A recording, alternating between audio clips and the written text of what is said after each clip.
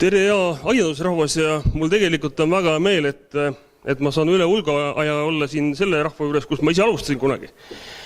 Ja nii nagu siin kenasti öeldi, et ma olen küll koostegemise juures olnud ja palju asju püüdnud käivitada ise, aga nüüd ma näen seda, mis tegelikult Eestimaal toimub see koostegemise ja ühistegevuse juures päris oma silmaga ja tehti ettepanek, et tulla rääkima, siis ma ikka ütlesin, et tõenäoliselt on see mõistlik.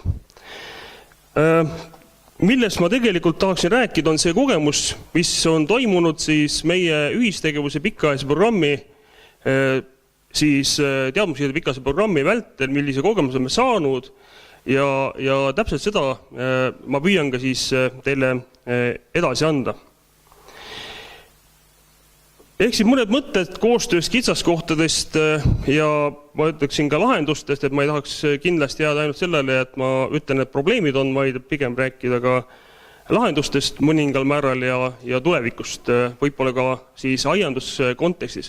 Et mul on täna hea meel olnud päev otsa jälgida seda, mis inimesed räägivad ja kõik see, mis on tehnoloogilised arengud toimunud, kuidas toimub need samad uued tooted, tulevad sisse ja nii edasi. See kõik tegelikult viib ühel hetkel sinna, et me peame mõtlema suuremalt, me peame mõtlema, kuidas nende toodetega jõuda tegelikult teistele turgudele ja kõik see tehnoloogia seda võimaldab.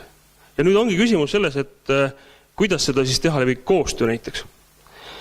Aga ma alustan täiesti sellisest teoreetilisest aspektist, et ma ei tea, kui paljud teist on mõelnud selle koostöö sisulise nagu mõtte peale. Et kõik räägivad sellest, et erinevates kohtades on vaja konsensusteks. Kui mõelda selle konsensuse enda peale, siis tundub, et see on hästi lihtne asi.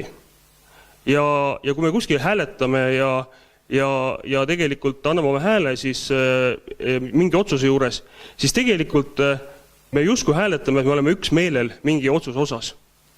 Aga nüüd see konsensuse saavutamine, millest tegelikult koostöö algab, on üks hirmus selline tõsine protsess, mida peab teadma, mida peab oskuslikult selles mõttes need etapid läbima, sest et vastasel juhul lihtsalt ei saavutada seda konsensust. Ja toimub ikkagi mingil määral see, et keegi dikteerib kellegile ette mingeid asju.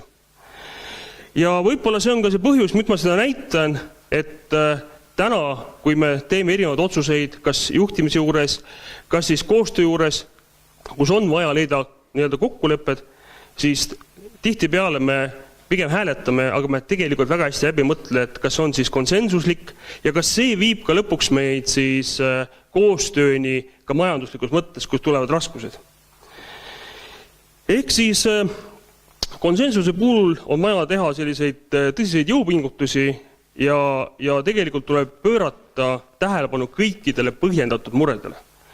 Et nii kui sinna jäävadki mingisugused mured sisse,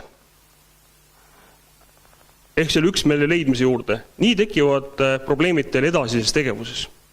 Ja selle tõttu ka tihtipeale minnakse laiali uuesti. Nii et tegemist on siis sellise üksmeele protsessiga, ehk otsime üksmeelt, kuidas siis tegelikult teatud grupp püüab produktiivselt lahendada teatud probleeme. Ja miks seda vajalik on vajalik selleks, et selle kaudu te mõtlete läbi enda jaoks teed, mida siis tahate saavutada, strateegiad, ja ka otseloomud valikud. Nii et see on siis selle konsensuse ja üksmeele juures võib-olla oluline märkida. Ehk siis me peame saavutama selle olukorra, kus siis see otsus ehk üksmeel rahuldab kõiki osalejaid. Ilma selleta tegelikult ei ole asi väga jätkusuutlik või ta väga kaua vastu ei pea. Ma lihtsalt tõin majandusteooriast ühe sellise põhimõttelise näite sisse. Kuna tegelikult kui ühistegevus on majandusteooria üks selline valdkondi ja kindlasti te olete kuulnud sellisest vangide dilemmast. Ja ma ei hakka siin pikalt rääkima sellest dilemmast, vaid lihtsalt toon näite, et kui tervikuna iga üksik indiviid tahab ise maksimeerida enda kasulikkust või maksimeerida oma kasumlikkust, siis mingil hetkel, mingis olukorras on mõistlikum leida koostöövariant ja minna koostöös edasi kokkuleppe kohaselt. Ehk see koostöö on võimalik saavutada täiesti nii-öelda sõltumatult ja lihtsalt iseendast ära tundes, et nii on mõistlik. Ja võt see vangide dilemma tegelikult käsitleb seda. Et asja iseloomustada, siis ma lihtsalt näitan teile ühe näite. See näide on hästi palju kasutusel erinevates õpikutes, aga ma lihtsalt tahtsin ta siia tuua sellepärast, et aru saada, et kui on kaks vangi ja nad on teinud mingit pahandust nii-öelda, ja neid väga täpselt ei saa veel päris süüdi mõista, aga on alus selleks, siis kui nad tunnistavad mõlemad üles, siis nad saavad nii-öelda 8 aastat karistust. Kui üks nii-öelda maksib enda heaolu ja tunnistab teise vastu, siis üks saab vabaduse, teine saab 10 aastat. Nii nagu siin selle näite peal on. Aga mis siis toimub, et kui mõelda nii-öelda koostöö või ühistegeliku põhimõtte järgi, et tekib selline üksmeel, et mõlemad pooled saavad kasulikkust, siis kõik vaikivad või pigem valetavad. Ja see -1 näitab seda, et tegelikult, et kui mõlemad valetavad, salgavad, siis kõik saavad minimaalse karistuse. See on nüüd selles mõttes mitte nüüd see näide, et hakake nüüd seda tegema, vaid pigem, et mõttearenduseks, et kui me mentaalselt ka ise sees mõtleme, eks ju, siis põhimõtteliselt see tähendab seda, et me peame ise mõtlema, kuidas me saame sellise üksmeele kaudu siis enda jaoks ka enda kasulikkust maksimeerida läbi selle, kui ma teen koostööd. See ei ole üldse lihtne. Aga nii palju siis teooriast. Et nüüd ma siis näitan mõningaid aspekte sellest, millised on senised kogemused. Ma võin öelda seda kohe, et meil Eestis ei ole ühistöö ka väga hästi, ja me püüamegi seda kaudu selle ühistegevuse pika programmiga jõuda selleni nende põhimõtete ja tegelikult ka alusteni, miks see nii on. Et ühistöö ei kuku meil hästi välja, et tootjate vahel ei ole usaldust, et Vahur siin naerab ees, et me oleme koos Vahuriga selle pikas programmi juures väga palju erinevaid asju koos teinud ja neid teemasid ka lahendanud ja tegelikult nii ongi. Ja täna me oleme mingil määral oleme oma arengus nende samade probleemide juures, et just tootjate vahel ei ole usaldust. Siis tõekpidamised, et millest ei taheta loobuda. Ja väga raske tõenäoliselt ongi loobuda, kui see on sinu tõekspidamine, sest muidu ta ei oleks sinu tõekspidamine. Aga põhimõtteliselt on see, et jällegi, kui mõtleme selle vangide dilemma peale, siis mingil hetkel võib-olla on mõistlik oma tõekspidamised mõnevõrra tagasi võtta ja sealt edasi minna koos. Kokkulepete sõlmimine ja kinnipidamine, et nagu ma ütlesin, et kõik suure uraaga, kui meil käib praegu hetkel üks selline uuring, kus me püüame ära kaardistada Eesti ühistegevuse maastikku.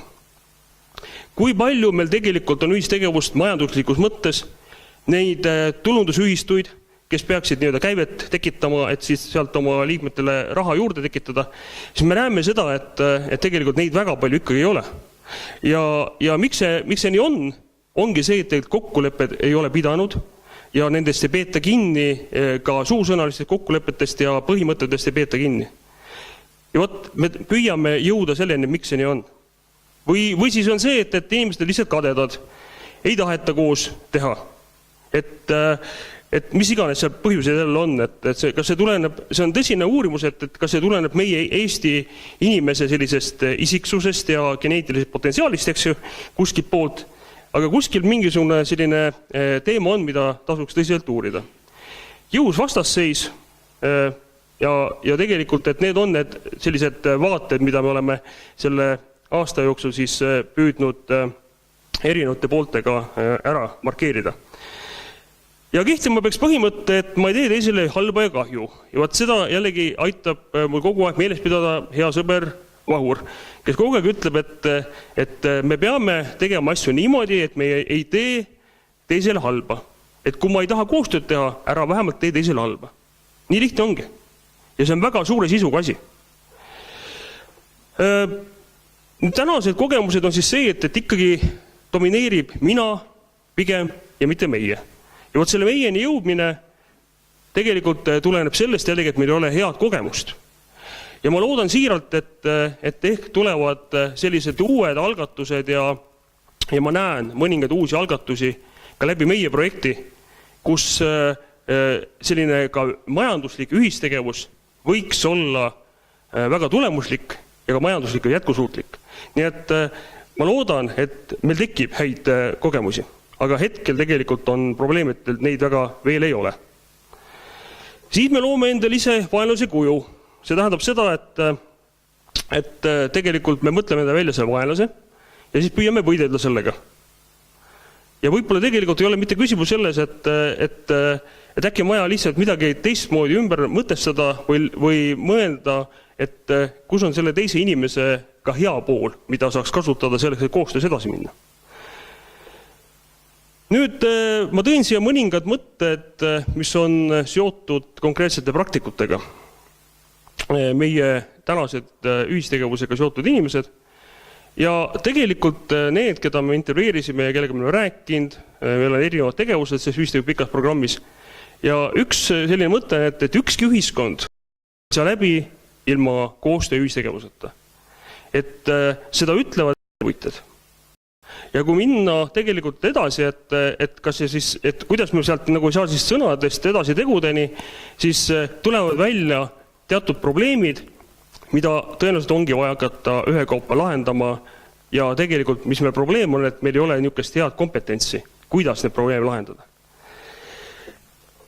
Nüüd, kui kõik mõtlevad, see ühistegevus on mingi võluvõits ja kõik asjad ära lahendab, siis tegelikult peab ütlema, et ei ole nii. Et ühistegevuslik süsteem ei ole kaugeltki kõike võimaldav ja lubav. Et kohe, kui hakatakse ühistegevust majanduslikult mõttes teostama, siis tuleb meil aru anda, et see kõiki probleeme ei lahenda, küll on ta lahendus kellegi jaoks. Aga ta loob võimalusi tänases globaliseeruvus süsteemis ellu jääda. Just need samad teemad, millega ma alustasin, et kui me tegeleme siin erinevate aiandustoodetega ja püüame neid tehnoloogiliselt väärindada, liikuda selles ahelas edasi, siis ühel hetkel tekib see olukord, kus see maht jääb liiga väikseks. Ja vaat siis on vaja juba tegelikult tõsist koostööd selleks, et koos minna ja vallutada neid suuri globaalseid turge. Ja võib-olla selle juures oli ka see mõte, et see on sellisel juhul lahendus, kui me teemegi seda ühistegevust õigesti.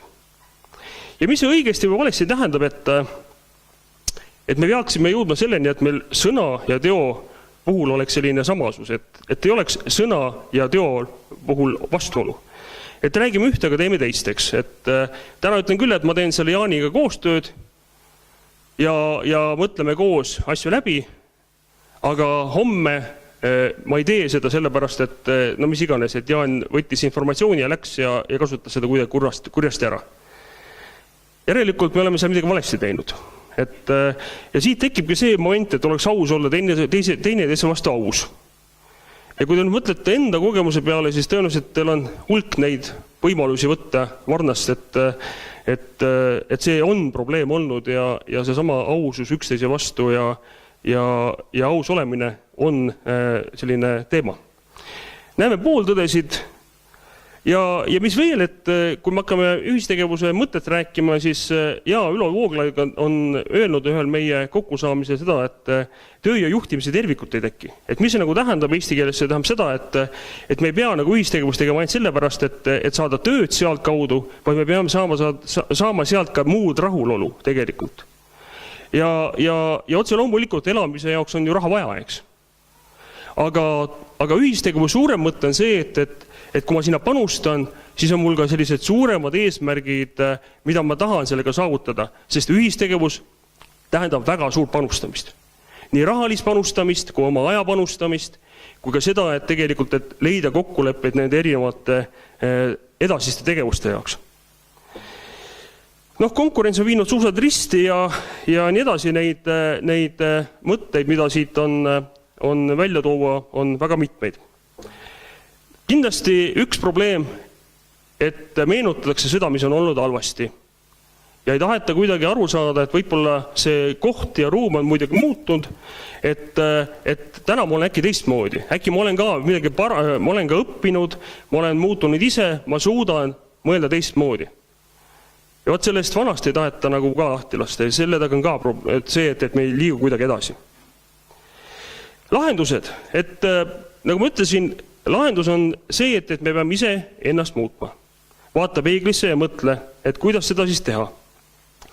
Ja selleks, et nüüd ennast muuta, siis sa pead aru saama, et miks sa peaksid muutma ennast.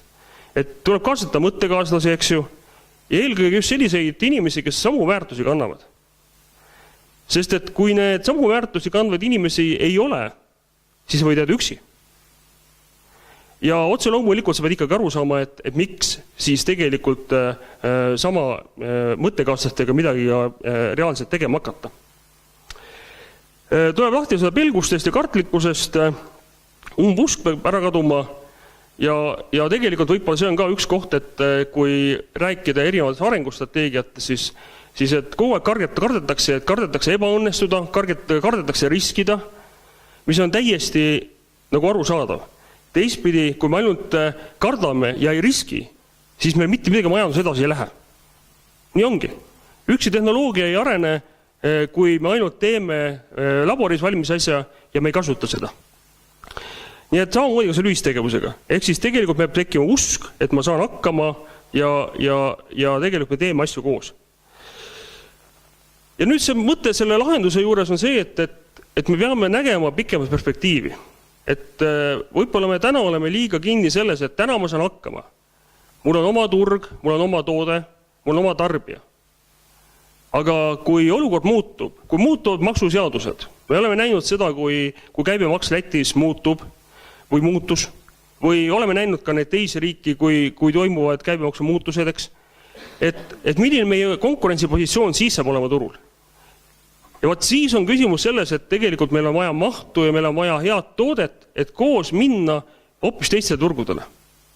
Ehk siis tuleb aru saada sellist pikast perspektiivist ja mitte mõelda ainult tänasele heaolule. Ja võt see on jällegi see koht, et kui ma mõtlen, et mis see nagu takistab, kõik tahavad saada rikkaks täna, ei taha rikkaks saada, tahavad elada, eks. Me kõik elame üks kord, tahaks elada nüüd. Ja me ei mõtle selle peale, et 10-15 aastat, mis tuleb. See on sama jutt, mis tähendab jätkusuutlikkus.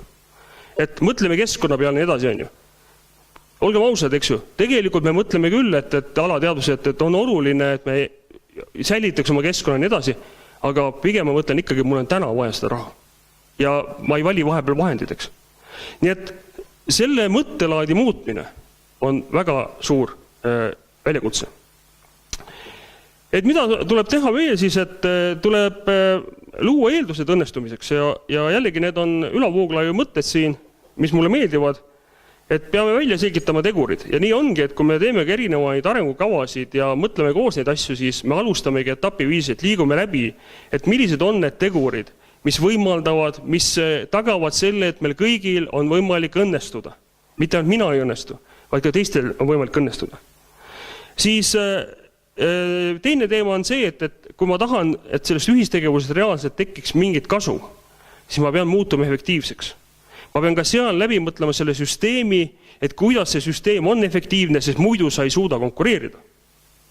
Siin mitmed küsimused on seotud oma hinna kohta. Mina ütlen, et kõik need tehnoloogid on väga olulised asjad, aga nad ka tõstavad tegelikult toote hinda. Ja siis ma pean vaatama nende ahela põhiselt, kuidas ma suudan sellega hakkama saada. Nii et süsteem koosneb protsessidest ja loogilistest tegevuste jadadest ja tegelikult meil on kõigil endal, kui me ise mõtleme, oleme tootjad, aiandustootjad, me teame seda protsessi väga hästi. Aga nüüd, kuidas sealt edasi minna, et ma hakkan väärindama, kuidas mul tekib sealt mingisugune võimalus, et ma saan sealt rohkem raha kätte. See on see, et ma pean oskama sealt edasi mõelda ja seda kogu protsessi ahelavõiselt juhtida. Ja tegelikult sellega on probleeme. Et oluline on siis kompetentsus, see tähendab, et ongi minu oskused, minu teadmised, süsteemi tunnetused, ma tean seda, mis ma teen. Ja tegelikult see sama ühistegevuse pika programm, mis meie nüüd oleme läbi viinud siin koos partneritega, see on ka selleks just, et anda neid oskusi. Me kindlasti ei ütle, et hakake nüüd kohe ühistegevust tegema, vaid pigem, et viia inimesed selle, et nad saavad ise aru, et ehk on see mõistlik alternatiiv. Ja mida veel on võib-olla kogu selle juures vaja omada, on see, et niisugust pealisülesannet. Et mida ma tegelikult tahan siis ikkagi siin selle omas valdkonnas saavutada, miks ma seda asja teen ja mis on see suurem selline ülesanne selles valdkonnas, milles ma ühistegevust teen, et mis võimaldab ka võib-olla Eesti rahval ja kultuuril säilida ja areneda. Et need on need niisugused suuremad mõtted, mis tegelikult tunduvad on kogu selle asja ja mõtlemise alus, kui rääkida ühistegevusest.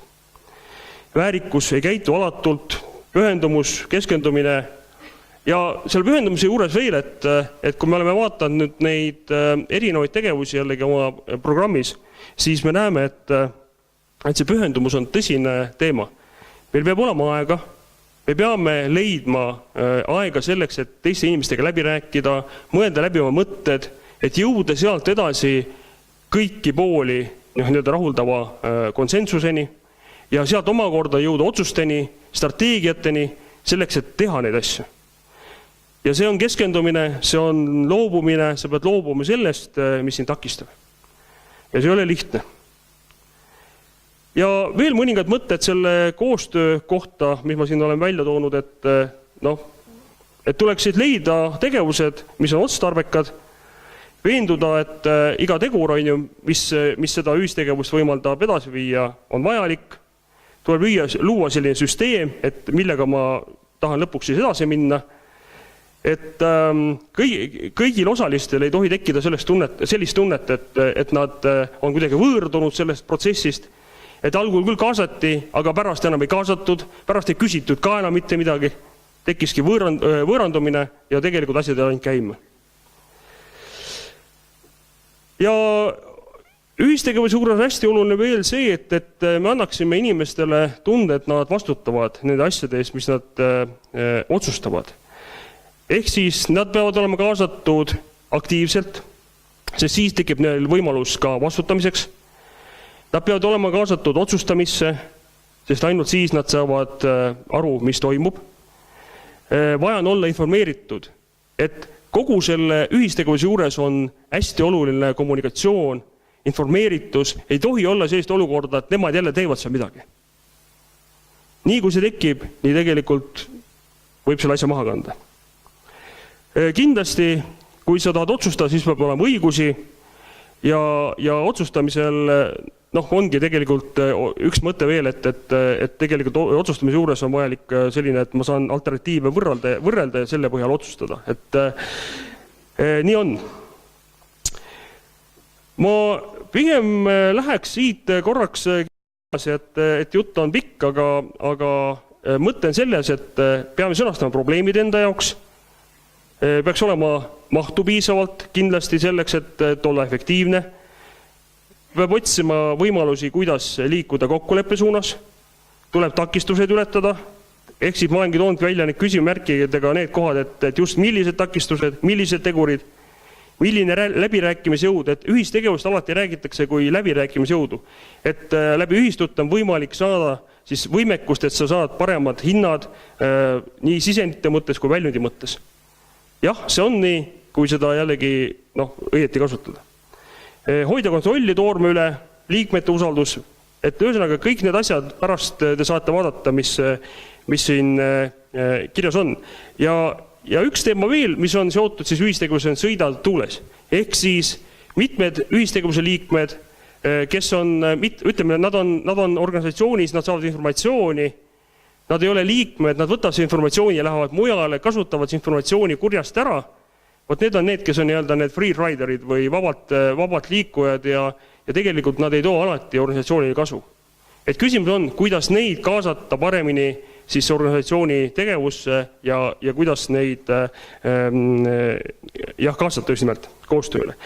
Nüüd lõpetuseks paar varianti lihtsalt, et ei jääks väga kuivaks, et tõin välja ühe Prantsusmaa sellise ühistegevuse näite ja kuidas siis Agrial on Prantsusmaa ühistu, mis on laienenud, on muutunud globaalseks selliseks rahvusvaheliseks ühistuks ja laieneb erinevates valdkondades. Siin on need erinevad teemad, et millega nad kõik tegelevad, kaasa arvatud ka siis juurviljad, et kuidas nad on alustanud Prantsusmaal ja läinud siis üle maailma laiali.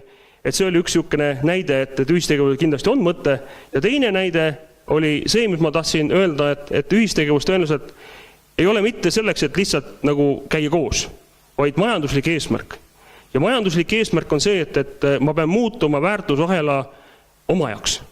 Väärtusahel tuleb võtta enda kätte. Ja see on nüüd näide siis Belgiast, kus ongi selline spetsiaalne ühistegelik aiandusorganisatsioon ja alates sisendi kasutamisest, alates sellest, et ma tegelikult väärindan selle toote ise ära, mul on olemas turunduskett, eks, kuni selleni, et mul on hulgimüük ja mul on tarbijani otse teed olemas, et kogu see ahel enda kätte saamine, see on väga vaevanõudev asi, aga tegelikult see peab olema suurem eesmärk. Võib-olla see on ka aianduse mõttes pealise ülesanne tegelikult.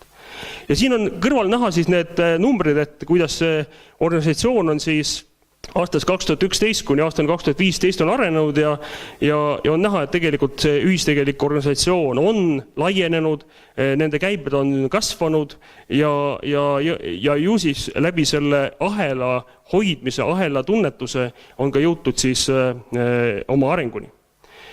Ja selle sama organisatsiooni juures leidsin veel pildi, mis näitab, et kui siin on enne juttu pakendist ja sellest tehnoloogia osast, siis nende mõte on see, et nad ongi vastutavad ka keskkonna ees. Ehk see aiandusühistu on võtnud enda lipukirjaks selle, et nad vastutavad keskkonna eest, nad on loonud tehnoloogiad, mis on väga keskkonnahoidlikud, nad mõõdavad kõike ja püüavad tegelikult nii-öelda vaadata läbi keskkonnaprisma, kuidas siis tegelikult, millist pakendit kasutada, kuidas jäätmete hulka või kadusid vähendada, kuidas ringmajanduse sellise taaskasutuse protsessiga edasi liikuda, nii et tegelikult ei läheks mitte miskit kaduma.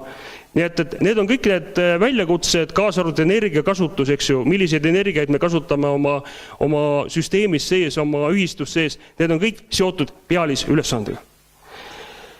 Ja veekasutus ka, et eks ju, et kui Eesti on täna õnnelikus olukorras, et me oleme meil on palju sellisest magevett ja tegelikult see on meie suur õnn, eks.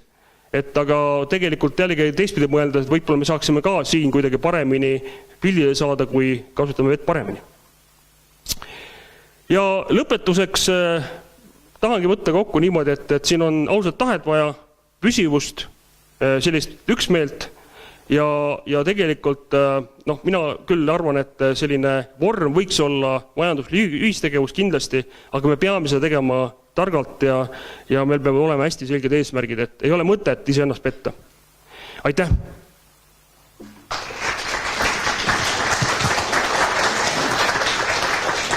Aitäh. Kas on esinejale küsimusi? Palun. Palun, jah. Härra professor, enne ma toon mõned näited sisesitada küsimus. Rooli ajal Võru piimakombinaat sai 22 miljonit toetust. Läks mõni aasta mööda, piimakokid kadusid ära, kombinaat müüdi maha, aga seda 22 miljonit tagasi küsitud, aga see oli siis juba Soome ettevõte. Võtame nüüd ka see viimane näide, see karu näide, selle, mis nüüd on. Võtame veel Tartu piimakombinaati, võtame Rakvere teraviljakombinaati ja neid näited on palju. Küsimus on nüüd nii selles, et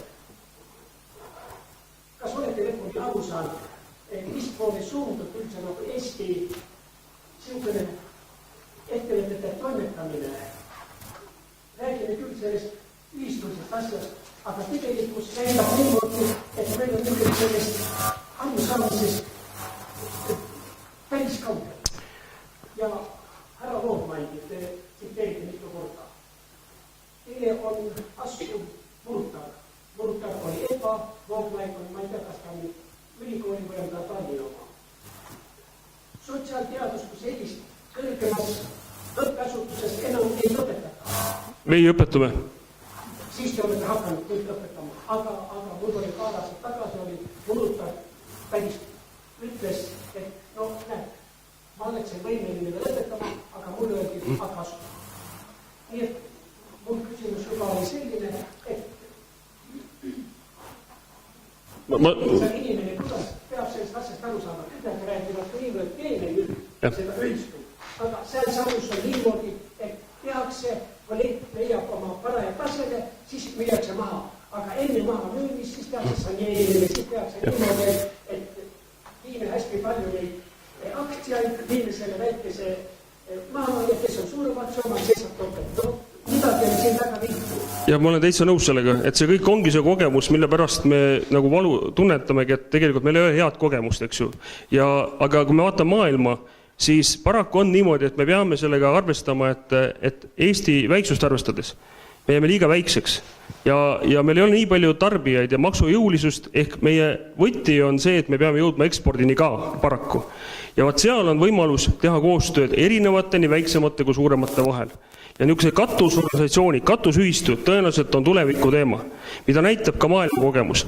Aga kindlasti tulevad sinna juurde ka investorid, kes aitavad võib-olla teatud ütleme, et investeeringuid teha, aga võim peab saama ikkagi, peab jääma rahva kätte, ütleme niimoodi. Aitäh. Üks küsimus veel, palun.